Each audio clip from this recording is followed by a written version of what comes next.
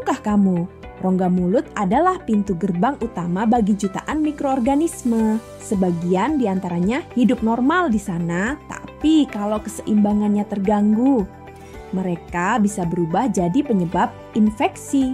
Di dalam tubuh kita, terkadang ada tamu tak diundang yang sangat kecil, tapi punya efek besar, mikroorganisme.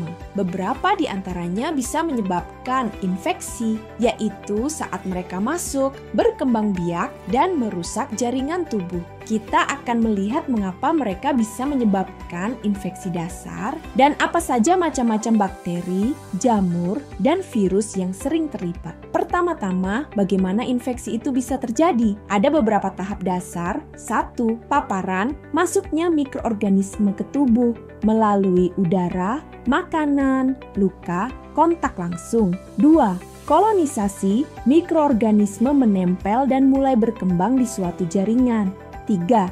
Invasi dan penyebaran, jika pertahanan tubuh tak segera menghalanginya. 4. Menghindari sistem pertahanan tubuh. Mikroorganisme memiliki strategi agar tidak dihancurkan oleh imun kita. 5. Menimbulkan kerusakan jaringan, baik secara langsung menghancurkan sel atau tidak langsung, menyebabkan reaksi imun yang berlebihan. Singkatnya, infeksi terjadi karena mikroorganisme berhasil melewati pertahanan tubuh dan memperoleh keunggulan untuk tumbuh dan mensabotase fungsi tubuh. Sekarang, mari kita lihat kelompok pertama, bakteri.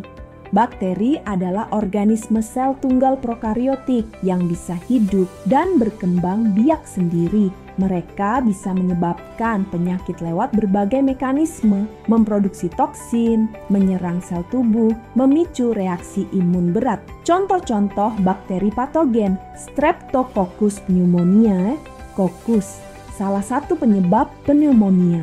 Escherichia coli, basil, bisa menyebabkan infeksi saluran kemih atau pencernaan. Vibrio cholerae, spiral, basil, penyebab kolera. Memahami bentuk dan mekanisme bakteri membantu kita mengerti bagaimana mereka berhasil berinfeksi dan bagaimana kita bisa melawan mereka dengan antibiotik atau vaksin. Bakteri adalah mikroorganisme yang paling banyak di rongga mulut. Sebagian membantu menjaga keseimbangan, tapi ketika kebersihan mulut buruk, bakteri seperti Streptococcus mutans mulai aktif. Mereka menempel di permukaan gigi, membentuk plak, lalu menghasilkan asam yang merusak email gigi. Akibatnya, terjadilah karies atau bahkan infeksi pada gusi. Kelompok kedua, jamur, fungi. Jamur adalah organisme eukariotik, lebih kompleks dibanding bakteri, dan mereka cenderung memicu infeksi bila kondisi tubuh kita kurang ideal atau sistem imun melemah. Mekanisme infeksi jamur, penempelan, adesi, ke jaringan tubuh, adaptasi tumbuh di suhu tubuh, invasif ke jaringan atau pembuluh darah, dan banyak mampu menghindari sistem imun. Contoh-contoh, Candida albicans, sering menyebabkan sariawan, infeksi vagina. Aspergillus fumigatus dapat menyebabkan infeksi paru parah pada orang dengan sistem imun lemah. Trichophyton atau Microsporum menyebabkan tinea, kurap pada kulit, rambut, kuku. Karena jamur sering memanfaatkan kondisi tubuh yang rentan, maka menjaga sistem imun dan kebersihan tubuh sangat penting. Jamur seperti Candida albicans sebenarnya ada di mulut hampir setiap orang. Tapi, saat sistem imun menurun atau setelah penggunaan antibiotik jangka panjang, jamur ini bisa tumbuh berlebihan. Hasilnya, timbul lapisan putih tebal di lidah dan rongga mulut, dikenal sebagai oral candidiasis. Kelompok terakhir, virus. Virus bukan sel hidup penuh. Mereka hanya paket materi genetik, DNA atau RNA dalam kapsid, dan hanya bisa berkembang dengan menumpang sel inang.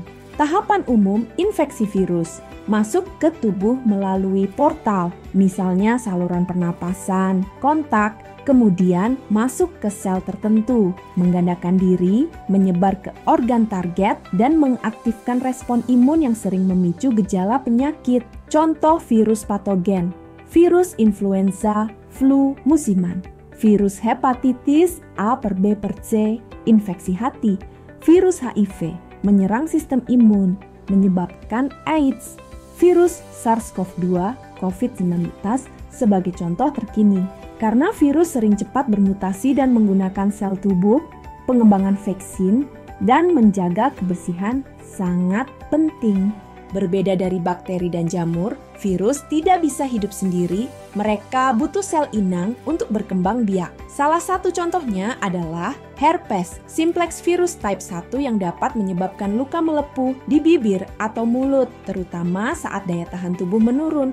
Mengapa infeksi mikroorganisme sering terjadi? Beberapa faktor risiko umum. Sistem imun melemah karena penyakit, usia, obat-obatan. Kelemahan barrier tubuh, luka, kulit rusak, mukosa, lingkungan lembab atau kotor yang memudahkan pertumbuhan jamur atau bakteri. Transmisi aktif, kontak langsung, makanan, air, udara.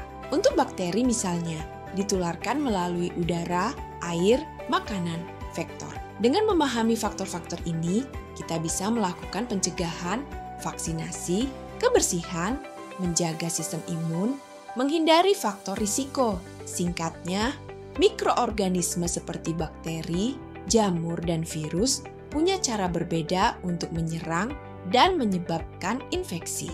Pengetahuan tentang mekanisme mereka membantu kita memahami bagaimana mencegah dan melawan infeksi. Tindakan yang bisa kita lakukan: jaga kebersihan, vaksinasi, rayakan daya tahan tubuh kita, dan segera cari pengobatan saat diperlukan. Terima kasih telah menyimak. Mari bersama-sama menjaga kesehatan kita dan mencegah infeksi. Tubuh kita punya sistem pertahanan alami, air liur, antibodi, dan sel imun. Tapi kalau daya tahan tubuh lemah, mikroorganisme bisa menembus pertahanan ini, menyebabkan infeksi lebih dalam, bahkan ke organ lain. Menjaga kebersihan mulut bukan cuma soal senyum indah, tapi juga mencegah infeksi dari mikroorganisme berbahaya, sikat gigi 2 kali sehari, jaga pola makan, dan perkuat sistem imun. Karena kesehatan tubuh dimulai dari mulut.